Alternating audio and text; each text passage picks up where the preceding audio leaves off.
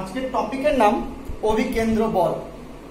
টপিকটা একটু পরে পৌঁছাচ্ছি, আমি আগে একটু আগেরটা বলে দিই, বলে আমি আস্তে আস্তে আজকের পরের দিকে ঢুকবো। হ্যাঁ, সেটা হলো আমরা এই চ্যাপ্টারের শুরুতে দেখলাম যে চ্যাপ্টারটা অ্যাবাউট রোটেশনাল মোশন, মানে কোনো বৃত্তীয় গতি, মানে একটা বস্তু যখন একটা কোনো বিন্দু বা অক্ষের চারিদিকে ঘোরে তখন তার যে গতি, সেই গতি নিয়ে আমরা এই চ্যাপ্টারে আলোচনা করছিলাম।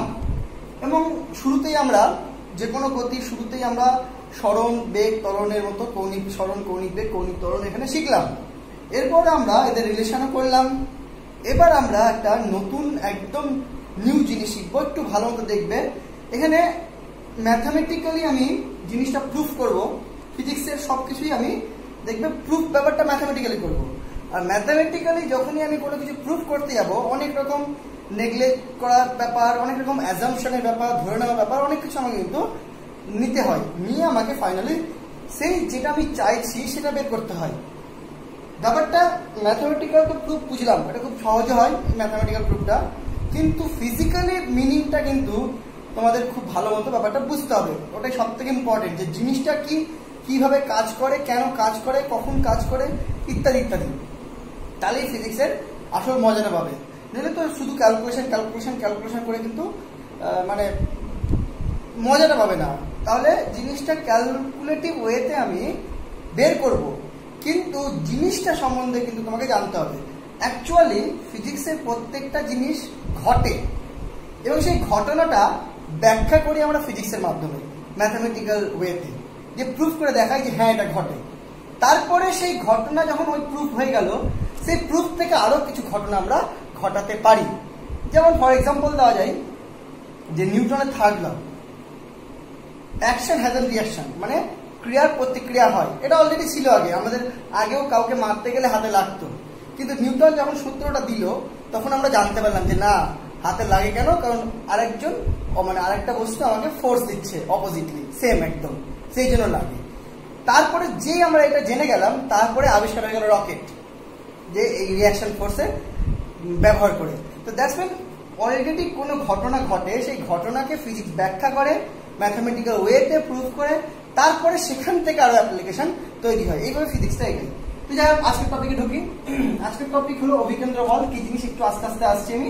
তার আগে শুরুতেই পড়বো, আমরা তো সার্কুলার মোশন পড়লাম বা বৃত্তীয় গতি পড়লাম, এখন যেটা পড়বো সেটা হলো সমবৃত্তীয় গতি।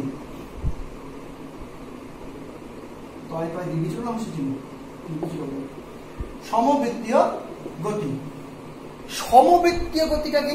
সিম্পল একটা ব্যাপার। বৃত্তীয় গতি সমবৃত্তীয় গতির মধ্যে পার্থক্য এটাই হলো, যদি কোনো বৃত্তীয় গতি সমকৌণিক বেগে হয়, মানে একই স্পিডে ঘুরছে, এক কথায় কৌণিক বেগ মানে কি, সমান সময়ে কেন্দ্রে সমান কোণ উৎপন্ন করছে, তখন তাকে বলবো সমবৃত্তীয় গতি। মানে সমকৌণিক বেগে যদি কোনো একটা বস্তুকণা কোনো একটা বিন্দু বা অক্ষকে কেন্দ্র করে ঘুরপাক খেতে থাকে, তখন তার গতিকে বলবো আমরা সমবৃত্তীয় গতি। হলো সমবৃত্তীয় গতিতে আমরা জানি যে কৌণিক সরণ হয়, কৌণিক বেগ হয়, কৌণিক ত্বরণ হয়।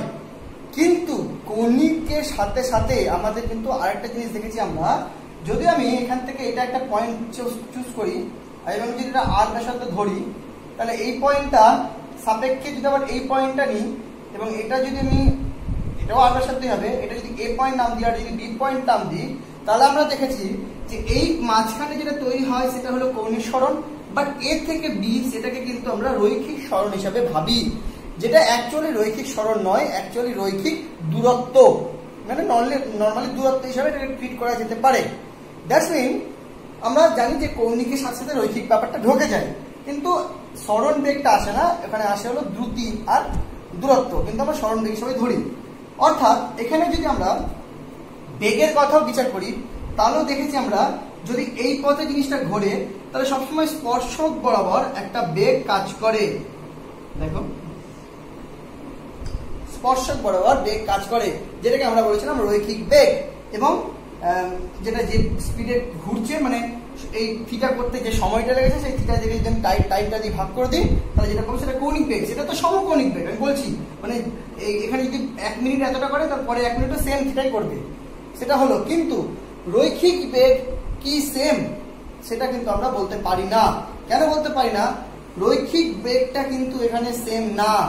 কেন সেম না? কারণ রৈখিক বেগ দেখো এখানে একটা ডিরেকশন, তো এখানে একটা ডিরেকশন, এবং বেগ আমি জানি ভেক্টর রাশি, অর্থাৎ বেগের ডিরেকশন নির্দিষ্ট হয়। তাহলে এই বেগের ডিরেকশন যদি এদিক হয় আর এই বেগের ডিরেকশন যদি এদিক হয়, তাহলে এই বেগ আর এই বেগ কখনো সমান বলতে পারি না ভেক্টরিক্যালি। অর্থাৎ এই বেগটা আর এই বেগটা কিন্তু আলাদা, অর্থাৎ কারণ দিক আলাদা। অর্থাৎ আমরা বলতে পারি যখন কোনো বস্তু ঘোরে তখন কিন্তু তার অ্যাকচুয়ালি বেগ থাকে না, দ্রুতি থাকে, যে দ্রুতিটা সমান আমি হিসাবে ধরতে পারি। বোঝা গেল? কিন্তু আমরা সেটাকে বেগ হিসাবে ট্রিট করি, কিন্তু সেই বেগটা কিন্তু সেম নয়। তাই গেল। এবার প্রশ্ন হলো, যে প্রশ্নটা আমার মেন এখানে, সেটা হলো কনসেপ্ট অনুযায়ী যেখানে সরণ থাকে সেখানে বেগ থাকে, আবার সেখানেই থাকে ত্বরণ। সিমিলারলি কৌণিকও আমি দেখলাম, কৌণিক সরণ যেখানে শুরু হলো সাথে সাথে কৌণিক বেগ পড়তে হলো, তারপরে আমরা পড়লাম কৌণিক ত্বরণ। বাট যদি আমি শুধু বৃত্তীয় গতিতেই যদি আমি শুধু এই ব্যাপারটা নিই, রৈখিক ব্যাপারটা নিই, যেখানে রৈখিক সরণ রয়েছে অ্যাজ এ দূরত্ব ব্যাপারটা, রৈখিক বেগ রয়েছে, দ্যাটস মিন তাহলে তো সেখানে রৈখিক ত্বরণও থাকবে, দ্যাটস মিন একটা ত্বরণ তো থাকবে অ্যাটলিস্ট। সেই ত্বরণটা আমরা এখন খুঁজবো, যে একটা বস্তু যখন ঘোরে তখন কি ওর মধ্যে কোনো ত্বরণ কাজ করে? কৌণিক ত্বরণ কাজ করে। সেটা কোন দিকে কাজ করে? অক্ষ বরাবর। যদি এই বরাবর ঘোরে তাহলে পেন্ডুল অনুযায়ী বাইরের দিকে বেরোবে, ডিরেকশনটা কাল্পনিক ডিরেকশনটা সেমন হবে। তো সেটা তো আলাদা জিনিস, কিন্তু আমার এখানে হলো রৈখিক ত্বরণ খুঁজছি, যে একটা বস্তু কণা যখন ঘুরবে তখন কি তার মধ্যে রৈখিক ত্বরণ থাকবে, সেটা আমরা দেখবো এখন। এবং রৈখিক ত্বরণ থাকলে তার ডিরেকশনটা কি হবে সেটাই আমরা খুঁজছি। তো সেটা খোঁজার আগে কয়েকটা জিনিস আমাকে দেখে নিতে হবে এবং কনসিডার করে নিতে হবে। মন দিয়ে দেখো, সবচেয়ে প্রথমে যদি এটা এ হয় এবং এই ব্যক্তি যদি ভি হয়, তাহলে এই লাইনটার সাপেক্ষে, এই যে লাইনটা যেটা পারপেন্ডিকুলার ধরলাম এই পয়েন্টে, সেই লাইনটার সাপেক্ষে যদি আমি ধরি, এই লাইনটা যদি এখানে আমি ট্রান্সফার করে নিই, দেখো এই লাইনটার সাপেক্ষে যদি ধরি, তাহলে এটা থিটা হলে এটা থিটা, আবার এটা স্পর্শক, এটা ব্যাসার্ধ মানে পুরোটা 90, তাহলে এটার সাথে এই লাইনটার সাথে যে লম্ব হবে সেই অ্যাঙ্গেলটাও কিন্তু থিটা হবে। দেখো বুঝতে পারলে কিনা? এটা থিটা, তো এটাও থিটা, কারণ এই দুটো বলছি একে অপরের প্যারালাল, কারণ এটাকে এখানে শিফট করলাম। তারপরে এটা থিটা হলো, এটা ব্যাসার্ধ, আর এটা এই পয়েন্টের স্পর্শক, এই বিটা, দ্যাটস মিন এই পুরোটা 90, অর্থাৎ এই বাকি কোণটা 90 মানে থিটা। আবার এটা যদি এটা এখানে শিফট করি, তাহলে তার সাথে আমি যদি আবার লম্ব নিই, এর সাথে লম্ব নিই, তাহলে এই বাকি পার্টটুকুটা এটা কিন্তু হবে থিটা। তাহলে দেখা গেল যে এইখানে ভিটা এই লাইনটার সাথে 90 ডিগ্রি কোণ করে আছে, কিন্তু এখানে ভিটা এর সাথে 90 মাইনাস থিটা কোণ করে আছে, আর এর সাথে 90 থিটা কোণ করে আছে। তাহলে সেই সাপেক্ষে আমি দেখছি এই ভিটার কিন্তু দুটো কম্পোনেন্ট তৈরি হচ্ছে, একটা এই বরাবর অনুভূমিক বরাবর ভি কস থিটা, একটা উলম্ব বরাবর ভি সাইন থিটা। দেখো বোঝা গেল কিনা? তাহলে আমি যখন ভি সাইন থিটা পেয়ে গেলাম, ভি কস থিটা পেয়ে গেলাম, এবার সমস্যা ব্যাপারটা দেখো যে এই পয়েন্টে ভি এর কি কি কম্পোনেন্ট, একটা এই বরাবর ভি, একটা এই বরাবর 0, কারণ যখন কোনো কিছু লম্ব বরাবর মানে কোনো একটা ভেক্টরের লম্ব বরাবর কম্পোনেন্টটা কি হয়? 0 হয়, তাহলে এই বরাবর 0 কম্পোনেন্ট, 0 आंसर ভি এর। কিন্তু এখানে ভিটার অনুভূমিক বরাবর ভি কস থিটা, উলম্ব বরাবর ভি সাইন থিটা। এবার আরেকটা জিনিস আমাকে একটু কনসিডার করতে হবে, সেটা হলো যে এ পয়েন্ট আর বি পয়েন্টটা কিন্তু খুবই ক্লোজ পয়েন্ট। ক্লোজ পয়েন্ট মানে আমি এ এখানে নিয়েছি, তো বি অ্যাকচুয়ালি এখানে নিয়েছি, কিন্তু আকার সুবিধার্থে আমি বড় করে এঁকেছি, নাহলে দেখে বুঝতে পারবে না। দ্যাটস মিন এ পয়েন্ট আর বি পয়েন্টটা কিন্তু খুবই ক্লোজ পয়েন্ট। যদি এ পয়েন্ট আর বি পয়েন্ট খুবই ক্লোজ পয়েন্ট হয়, তাহলে দুটো কেস হয়। নাম্বার এ হয় এই থিটা জিনিসটা খুবই ক্ষুদ্র হয়, আর নাম্বার বি হলো এই যে লাইনটা বি, এখানে যেটা নাম দিচ্ছি বিসি লাইনটা, আর এ আর ও এই লাইনটা কিন্তু সেম লাইন, মানে এক কথায় বলতে পারি এও আর বিসি সেম লাইন বা একই লাইনে পাতিত হয়েছে, মানে অ্যাকচুয়ালি এই বিসি লাইনটাই ও এ লাইন, এটাই বলতে পারি। যদি এই পয়েন্টটা খুবই ক্লোজ হয়, তাহলে আমি বলতে পারি এই পয়েন্টটা ভুলে গিয়ে আমি এ পয়েন্টকে বি পয়েন্ট ভেবে নিলাম, কারণ এ আর বি খুবই ক্লোজ।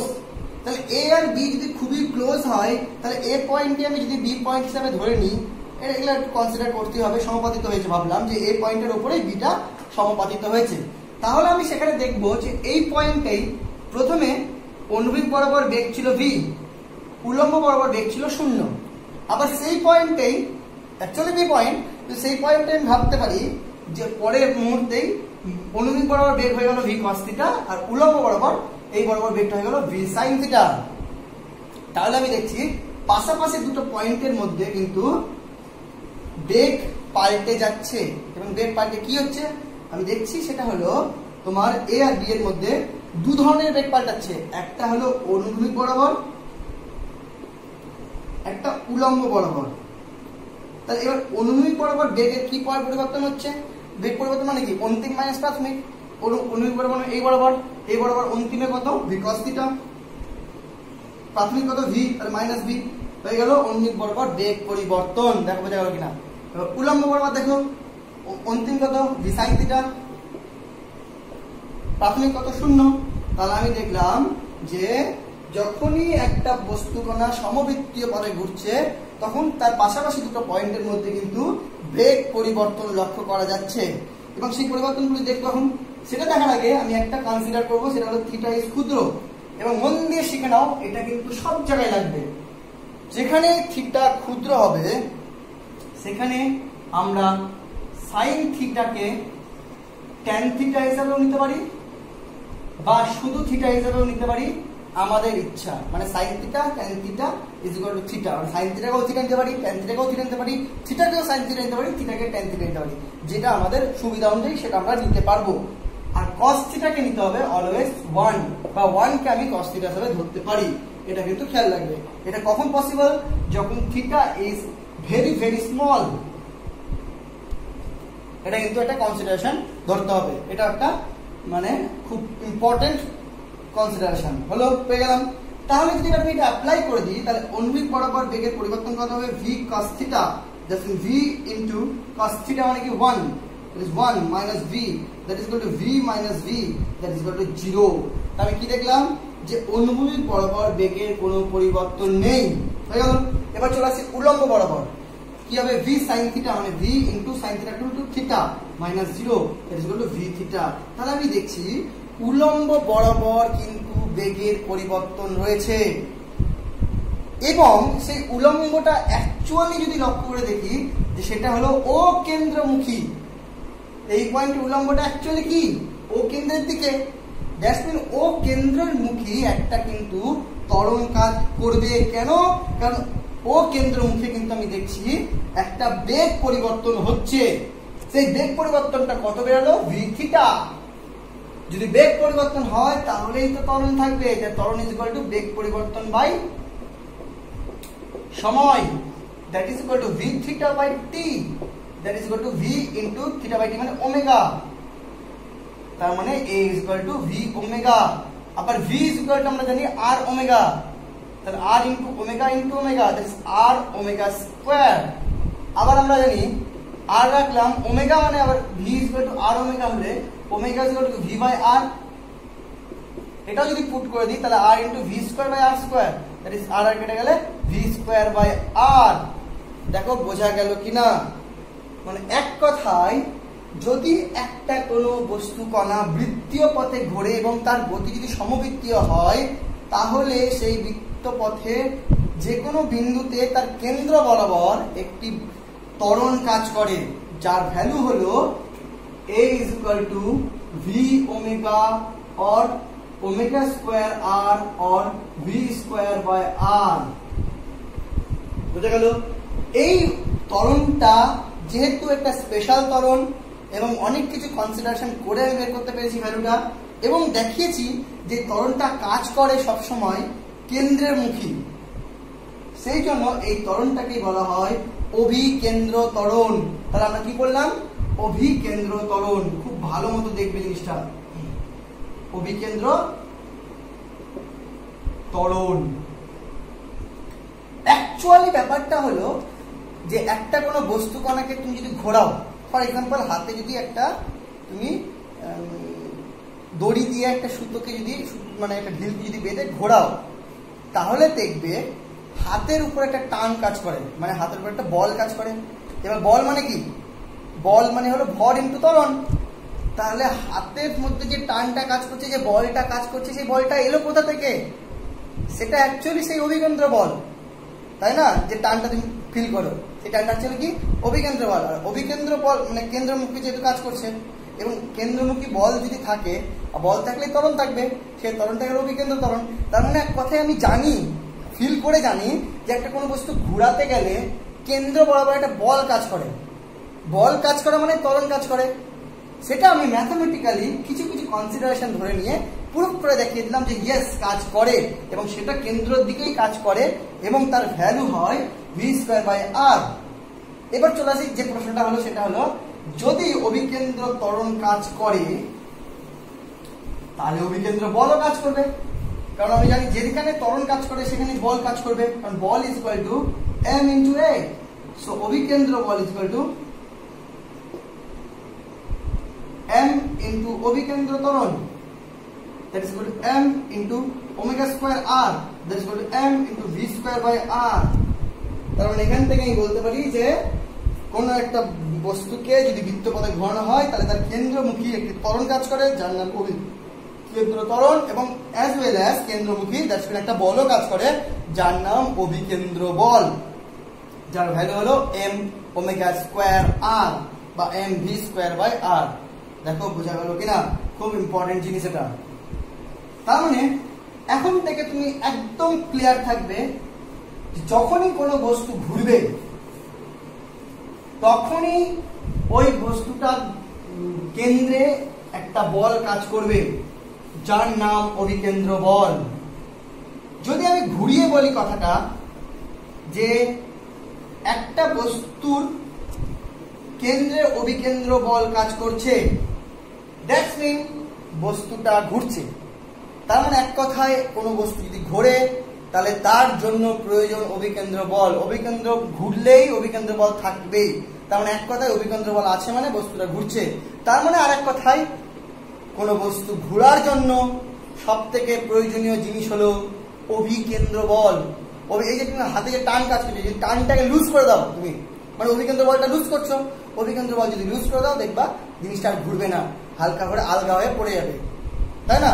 দ্যাটস মিন কোনো কিছু ঘুরতে সব থেকে ইম্পর্টেন্ট যেটা কি, সেটা হলো অভিকেন্দ্র বল। দ্যাটস মিন m v²/r অথবা m omega square r। এই জিনিসটাই কিন্তু ঘুরতে সাহায্য করে। এবার এই অভিকেন্দ্র বলটা যোগান দেয় কে? বিভিন্ন ক্ষেত্রে বিভিন্ন লোকে মিনস বিভিন্ন ধরনের বল আমাকে অভিকেন্দ্র বলে যোগান দেয়। ফর এক্সাম্পল, সুতোতে ধরে যদি বস্তু ঘোরাই তাহলে সুতোতে হাতে যে টানটা কাজ করে সেই টানটাই অভিকেন্দ্র বলের যোগানদার। তারপরে যদি পৃথিবী যে ঘুরছে সূর্যের চারিদিকে, তাহলে এখানেও তো অভিকেন্দ্র বল নিশ্চয়ই আছে। সেই অভিকেন্দ্র বলের যোগানদারকে মহাকর্ষ বল, যে পৃথিবীকে সূর্য পৃথিবীকে যে বল দ্বারা টানছে সেই বলটাই কি, সূর্য মানে কি কেন্দ্র, পৃথিবীটা ঘুরছে পৃথিবীকে টানছে কেন্দ্র বরাবর, সেইটা হলো মহাকর্ষ বল অ্যাকচুয়ালি। আর সেটা যে পৃথিবী ঘুরছে সেটাই হলো অভিকেন্দ্র বল। তার মানে বোঝা গেল যে অভিকেন্দ্র বল সবসময় ঘোরার জন্য লাগে। হলো, এটা কিন্তু খুব ইম্পর্টেন্ট। এবার একটা কথা মনে রাখবে, সেটা হলো অনেক সময় তোমাদের প্রবলেম হয় যে দুটো বল একদিকে কাজ করলে জিনিসটা সাম্যাবস্থায় কি করে আসে। সেই জন্য অভিকেন্দ্র বলকে যারা যোগান দেয় সেই যোগানদারী বলটা সবসময় কেন্দ্রমুখে কাজ করে, এবং অভিকেন্দ্র বলটাও সবসময় কেন্দ্রমুখেই কাজ করে। কিন্তু আমরা ক্যালকুলেশনের সময় অভিকেন্দ্র বলের থেকে আমি অন্য আরেকটা বল নিয়ে কাজ করি, সেটা হলো অভিকেন্দ্র প্রতিক্রিয়া বল। মানে এই জিনিসটা বলে নেই, একটু মন দিয়ে শোনা নাও, খুব হেল্প করবে। সেটা হলো অভিকেন্দ্র প্রতিক্রিয়া বল।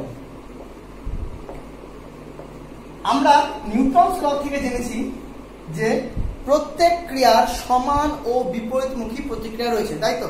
দ্যাটস মিন যদি আমি কোনো বৃত্তপথে কোনো বস্তু ঘোরে এবং তার কেন্দ্র বরাবর যদি অভিকেন্দ্র বল কাজ করে, তাহলে অ্যাকর্ডিং টু নিউটন সেখানে যে পয়েন্ট থেকে কেন্দ্রের দিকে আমি অভিকেন্দ্র বলটা পাচ্ছি, সাপোজ এই পয়েন্টটা যদি চুজ করি আর এটা যদি কেন্দ্র হয়, তাহলে এইটা যদি অভিকেন্দ্র বলের ডিরেকশন হয় f = mv²/r, তাহলে তার অপোজিট দিকেই কাজ করবে অভিকেন্দ্র প্রতিক্রিয়া বল। বোঝা গেল? এবং যার ভ্যালু হলো f reaction = mv²/r বা m omega square r, same to same. তার মানে কি, যখনই কোনো বস্তু ঘুরবে তার কেন্দ্র বরাবর কাজ করে অভিকেন্দ্র বল এবং অ্যাজ ওয়েল অ্যাজ কেন্দ্র থেকে বাইরের দিকে কাজ করে অভিকেন্দ্র প্রতিক্রিয়া বল। মনে রাখবে অভিকেন্দ্র বলকে যোগান দেয় যে কোনো আলাদা বল, যেমন টান, এবং এই জিনিসটাকে ইকুইলিব্রিয়ামে রাখে এই বলটা আর অভিকেন্দ্র প্রতিক্রিয়া বলের মিলিত বলটা। ফলে এই জিনিসটা এই একই ব্যাসার্ধ পথে ঘুরতে থাকে। অনেক সময় প্রশ্ন মনে হয় না যে যেমন পৃথিবী সূর্যের চারিদিকে ঘুরছে, অনেক আচ্ছা ওটা বাদ দিলাম। ফর এক্সাম্পল তোমার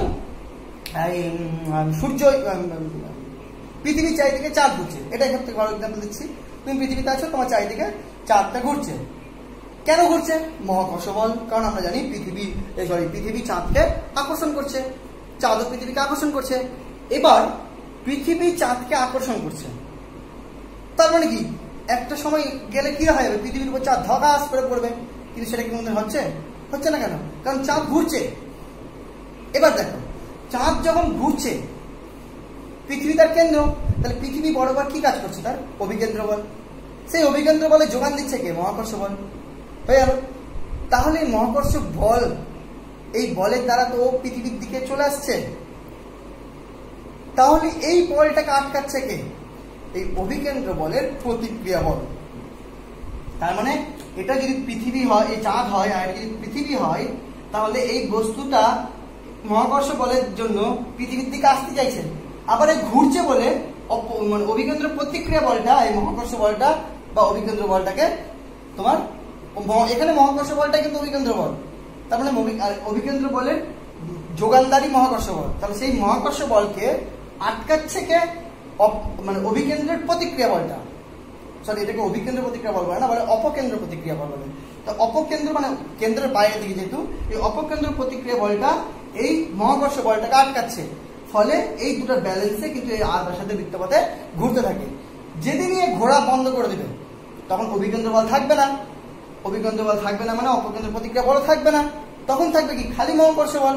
তখন কিন্তু এই চাঁদটা পৃথিবীর উপর আছড়ে পড়বে একদম। যতক্ষণ ঘুরছে ততক্ষণ অপকেন্দ্র প্রতিক্রিয়া বলটা এই মহাকর্ষ বলকে ব্যালেন্স করে রাখছে। কথাটা যাতে মনে থাকে। হয়ে গেল। পরের চ্যাপ্টারে এগুলো আমি আরো ভালো করে বুঝাবো, কারণ মহাকর্ষ চ্যাপ্টার তোমাদের 11-এ রয়েছে। তাহলে আমরা দেখলাম যে অভিকেন্দ্র বলের মতোই অপকেন্দ্র প্রতিক্রিয়া বল থাকে। হয়ে গেল। কিন্তু ওর থেকেও ইন্টারেস্টিং ফ্যাক্ট যেটা, সেটা হলো অপকেন্দ্র বল। ডেঞ্জারাস জিনিস এটা। গুলিয়ে যেতে না চাই, কারণ সব এক নাম। শুরু হলো অভিকেন্দ্র বল দিয়ে, তারপরে তৈরি হলো অপকেন্দ্র প্রতিক্রিয়া বল, যেটাকে আমি অভিকেন্দ্র প্রতিক্রিয়া বল বলছিলাম, একটু ভুল বলছিলাম। কিন্তু এখন যেটা পড়বো সেটা অপকেন্দ্র বল। মানে অভিকেন্দ্র বলটার অপোজিটের প্রথম নামটা অপকেন্দ্র, আর প্রতিক্রিয়াটা হতে খালি বলটা। এটা কি জিনিস? এটা বুঝতে কিন্তু মানে একটু টাফ লাগবে। এটা ফিজিক্সের মানে ম্যাথামেটিক্সের থেকে এই ফিজিক্সটা খুব ইম্পর্টেন্ট। মানে জিনিসটা কি খুব ভালো মতো বুঝতে হবে। মন দিয়ে দেখবে। অপকেন্দ্র বলটা, সরি অভিকেন্দ্রটাকে মনে হবে কি? অপকেন্দ্র বল, দ্য ডেঞ্জারাস বল, দ্য সিউডো ফোর্স। অপকেন্দ্র বলের আরেক নাম সিউডো ফোর্স, ইংলিশ নাম সিউডো ফোর্স। সিউডো ফোর্সের প্রথম কনসেপ্টটি হলো, সিউডো ফোর্স তাকেই বলে, মানে স্পেলিংটা হলো pseudo, PSUDO, pseudo. Pseudo force মানে ভুতিয়া বল। ভুতিয়া মানে ইনভিজিবল, মানে এটা রিয়েলে নেই। সিউডো তাকেই বলে যার বাস্তবে নেই, মানে একদম ম্যাজিক্যাল বল। মানে এটাকে ছদ্ম বল বলে হিন্দিতে, যেটা একবারে ম্যাজিকের মতো ধারা। মানে তুমি নিজের চোখকে বিশ্বাস করতে পারবে না। অ্যাকচুয়ালি নিজের চোখকে বিশ্বাস করাও যায় না। এই দুদিন আগে ফেসবুকে একটা পোস্ট দেখলাম, যে পোস্টে একটা ছবি, তার কালার কিছুজন দেখছে গোল্ডেন হোয়াইট, কিছুজন দেখছে তোমার ব্লু ব্ল্যাক। ছবিটা কি অদ্ভুত। মানে আমি ছবিটা যদি তোমাকে দেখাই, তুমি বলবে একরকম, আমি বলবো একরকম। তার মানে নিজের চোখেও বিশ্বাস করা যাচ্ছে না আজকাল।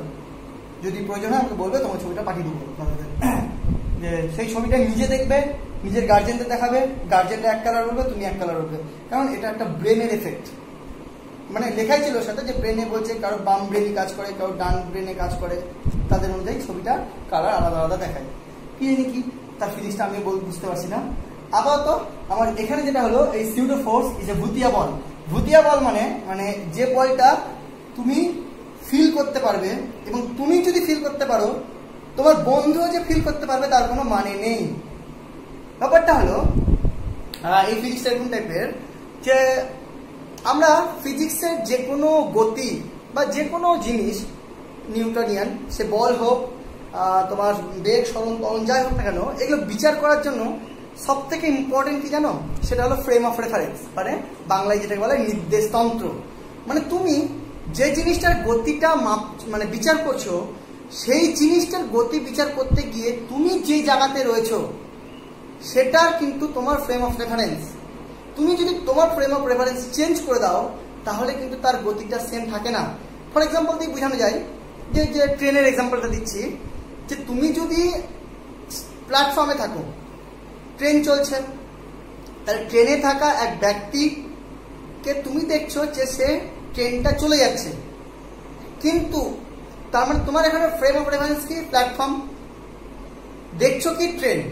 ট্রেনে বা ট্রেনের একটা জানলা, তুমি প্ল্যাটফর্মে দাঁড়িয়ে, প্ল্যাটফর্মটা তোমার ফ্রেম অফ রেফারেন্স বা তোমার নির্দেশতন্ত্র, আর ট্রেনের জানলাটা তোমার মানে মেজারমেন্ট করার জিনিস, যে ওই জানলাটা কত স্পিডে এগোচ্ছে। হয়ে গেল। এইবার যখন তুমি সেই ট্রেনটার মধ্যেই থাকবে, মানে তোমার ফ্রেম অফ রেফারেন্সটা এবার ট্রেন, এবং সেই ট্রেনে থাকা অবস্থাতেই তুমি যখন ট্রেনের জানলাটার বেগ বিচার করবে তখন দেখবে অদ্ভুত অ্যান্সার কি, যে যখন তুমি ট্রেনের মানে বাইরে ছিলে তখন বলছিলে এর বেগ সাপোজ 50 কিলোমিটার পার আওয়ার, যখন ট্রেনে বসে তুমি সেই জানলাটার বেগ মাপছো তুমি বলছো জানলার বেগ 0, কারণ তোমার সাপেক্ষে ও এগোচ্ছেই না। তার মানে কি ম্যাজিকটা এখানে দারুণ ব্যাপারটা, যে মানে তুমি যে ফ্রেম অফ রেফারেন্স থেকে জিনিসটাকে দেখছো সেইটাই যদি মুভ করে তাহলে তোমার কিন্তু মানে যে জিনিসটা বিচার করছো তার কিন্তু হিসাব একই থাকে না। তো সেরকমই এই সিউটো ফোর্সটা তখনই কাজ করে যখন তুমি ঘূর্ণীয় নির্দেশতন্ত্রে থাকো। মানে কি? মানে এই যে বস্তুটা ঘুরছে, আমি একটা এক্সাম্পল দিয়ে বুঝাচ্ছি, আমি নয় অ্যাকচুয়ালি বই একটা এক্সাম্পল দিয়ে বুঝিয়েছে, সেই এক্সাম্পলটা ধরে আমি তোমাদের বুঝাচ্ছি। দেখো, মনে করো তুমি একটা নাগরদোল্লায় ঘুরছো, তো নাগরদোল্লায় ঘুরছো, নাগরদোল্লা মানে কি? ওটা একটা বৃত্তীয় গতি। ওকে, এবার দেখা গেল নাগরদোল্লা কেমন দেখতে হয়?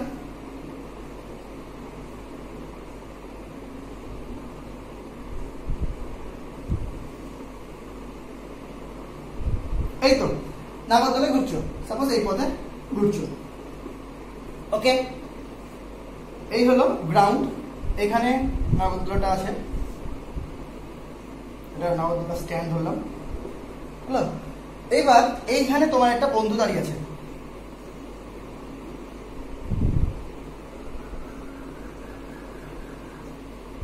বন্ধু দাঁড়িয়েছে এবং তুমি এই নাগরদোলাতে বসে আছো। ভালো মতো দেখবে ব্যাপারটা, হাতে একটা ঢিল নিয়ে, মনে দেখো নাগরদোলাতে বসে আছো হাতে একটা ঢিল নিয়ে, হলো। এইবার তুমি যখন এই ঢিলটাকে ফেলে দিলে, এখানে ঘুরতে ঘুরতে ফেলে দিলে, তাহলে ঢিলটা নিচের দিকে এবার পড়বে। এইবার তোমার বন্ধু এখান থেকে কি দেখতে পাচ্ছে? যে ঢিলটা নিচের দিকে আস্তে আস্তে পড়ছে, তাই তো? কিন্তু তুমি রয়েছো ঘূর্ণীয় নির্দেশতন্ত্রে, তোমার দেখাটা বন্ধুর দেখা কি সেম হবে? দেখা যাক। মনে করো যদি এই ঢিলটা নিচে পড়া স্পিড আর নাগরদোলার স্পিড, যে ঘুরছে, যে মোটামুটি যদি সেম হয়, তাহলে ঢিলটা যখন এখানে, তুমি তখন এখানে, নাগরদোলা যখন এখানে এসে তোমাকে নিয়ে এলো তখন ঢিলটাও এখানে, যখন নাগরদোলা তোমাকে এখানে নিয়ে এলো ঢিলটা তখন এইখানে। তা তুমি সবসময় কি দেখছো?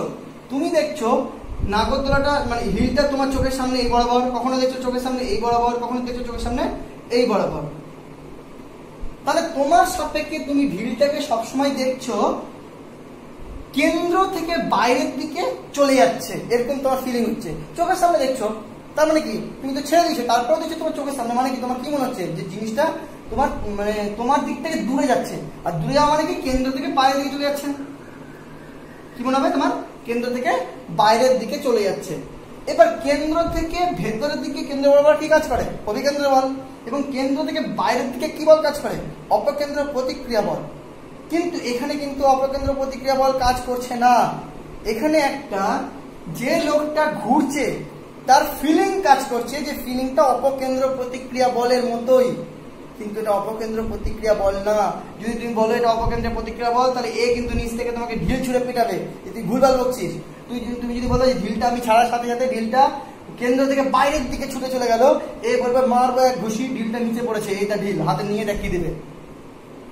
দ্যাটস মিন কি, যে ঘূর্ণীয় নির্দেশ তন্ত্রে থাকা লোকটি দেখলো যে না, একটা অপকেন্দ্র প্রতিক্রিয়া বলের মতো বল কাজ করছে, কিন্তু নিচের লোকটা বলছে না কোন রকম বল কাজ করে না।